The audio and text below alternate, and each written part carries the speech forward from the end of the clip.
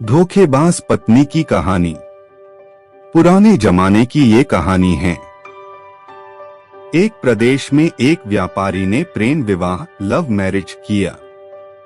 हालांकि तब प्रेम विवाह करना कोई छोटी या आम बात नहीं थी, लेकिन फिर भी व्यापारी और उसकी प्रेमिका, जो अब उसकी धर्मपत्नी बन चुकी थी, उनका सच्चा प्रेम देखकर लोगों ने उन्हें स्वीकार कर लिया और लोग उनके प्यार की मिसाल देने लगे थे। वे दोनों भी अपने प्यार से भरी नए संसार में काफी खुश थे। लोग ये देखकर हैरान रह जाते कि उन दोनों में कभी किसी वस्तु या विषय को लेकर कभी झगड़े नहीं होते थे। व्यापारी और उसकी पत्नी ने अपनी प्यार की रोशनी सदा रोशन रहे, इसलिए एक नियम बनाया था। उन दिनों लोग रात को छतों पर मशाल जलाया करते थे ताकि घर आंगन में उजाला रहे और सोने के समय उन्हें बुझा देते। प्रेमी जोड़े ने तय किया था कि वे जब तक साथ रहेंगे तब तक उनके घर की मशाल जलती रहेगी। अब रात होते ही पूरे प्रदेश में अंधेरा हो जाता, लेकिन एकमात्र इस व्यापारी का घर रोशनी से जगमगाता।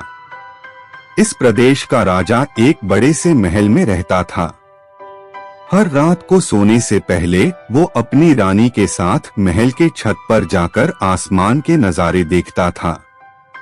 एक बार जब राजा अपनी रानी के साथ छत पर चांद सितारे देख रहा था, तब दोनों की नजर व्यापारी के जगमगाते घर पर पड़ी।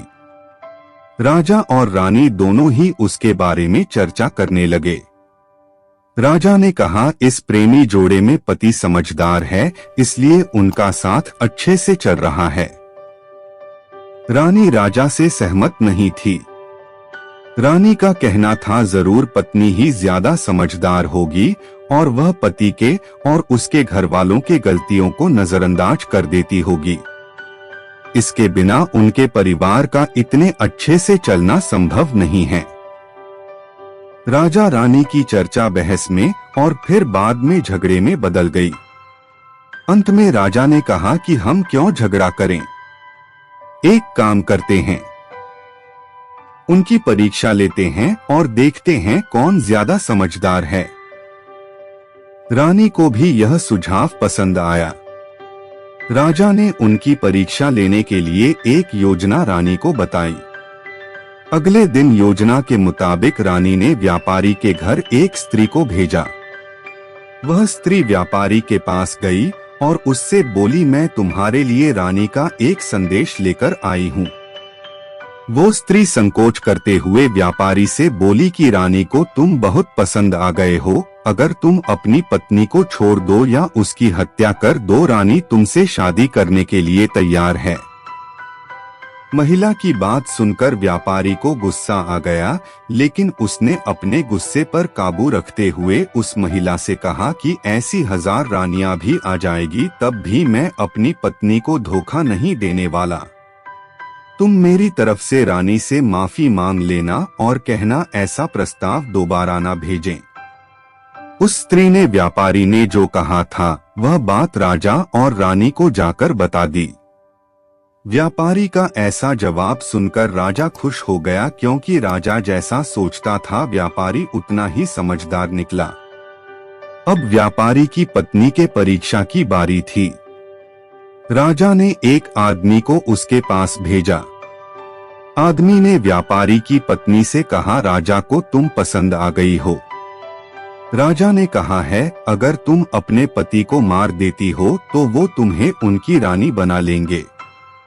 आदमी की बातें सुनकर पहले तो व्यापारी की पत्नी कुछ भी नहीं बोली। जब आदमी वहां से जाने लगा तब पीछे से व्यापारी की पत्नी ने कहा कि आज रात को जब मशाल बुझ जाएगी तो समझ लेना कि मैंने अपने पति की हत्या कर दी है। राजा के आदमी ने इस घटना का वर्णन राजा और रानी के सामने जाकर किया।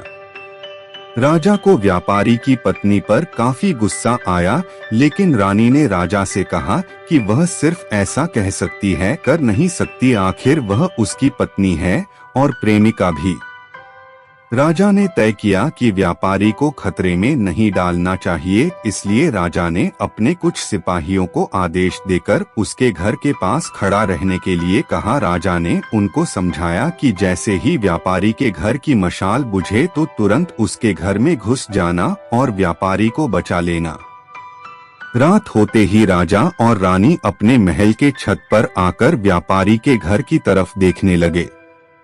आधी रात हो गई लेकिन कुछ भी नहीं हुआ।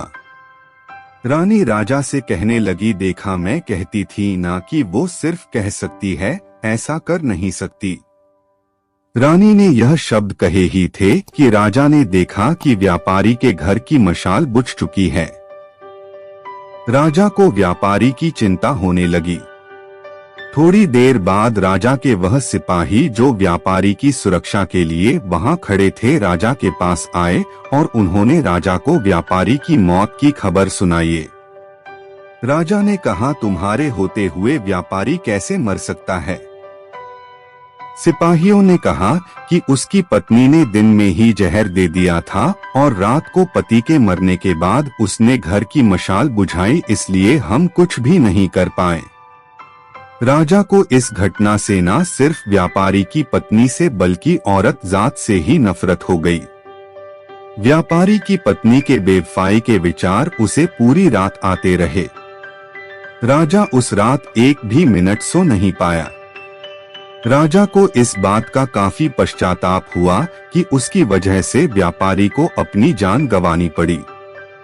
सवेरे राजा ने अपने एक मंत्री को बुलाया और उसे आदेश दिया कि मैं शिकार करने जा रहा हूँ।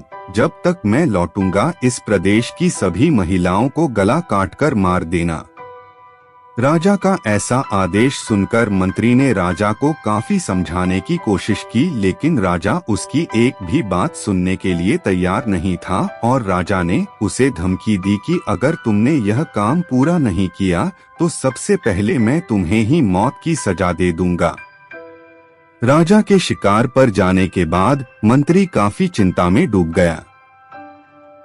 जब मंत्री को कुछ भी नहीं समझ आ रहा था तो मंत्री सीधे अपने पिता के घर गया, जो पहले राजा के पिता के यहाँ मंत्री रह चुका था और काफी समझदार था।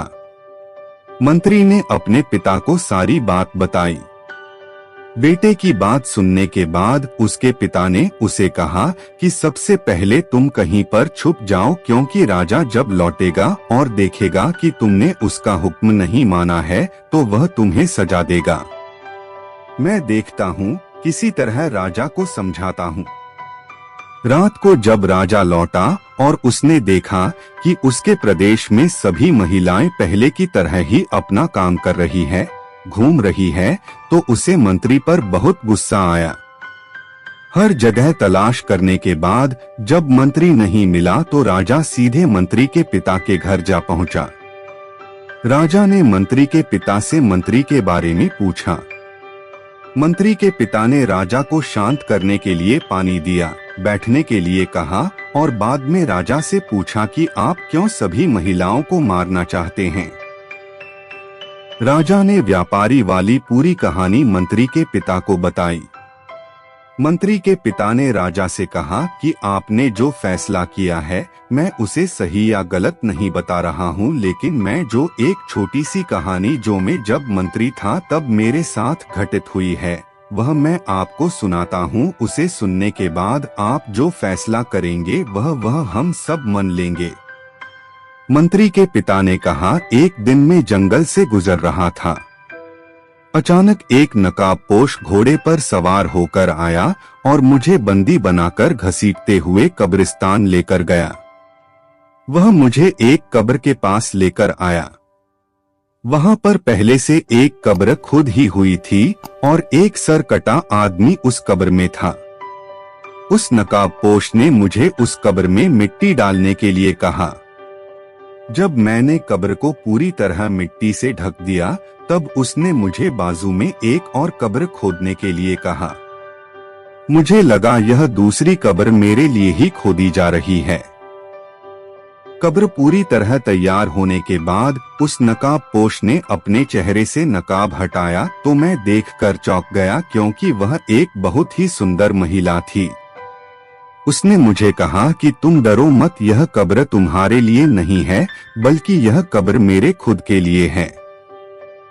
अभी अभी जो तुमने इस सरकते आदमी को दफन किया है, वह एक राजकुमार है जिसने मुझे पाने के लिए मेरे पति की हत्या कर दी और मैंने बदला लेने के लिए उसे मार दिया। मैं अपने पति से बहुत ज्यादा प्यार करती हूँ, इसलिए मैं इस जन्म में जिंदा नहीं रहना चाहती और उनके कब्र के बाजू में मरकर दफन होना चाहती हूँ ताकि अगले जन्म में फिर से उनसे मिल सकूं।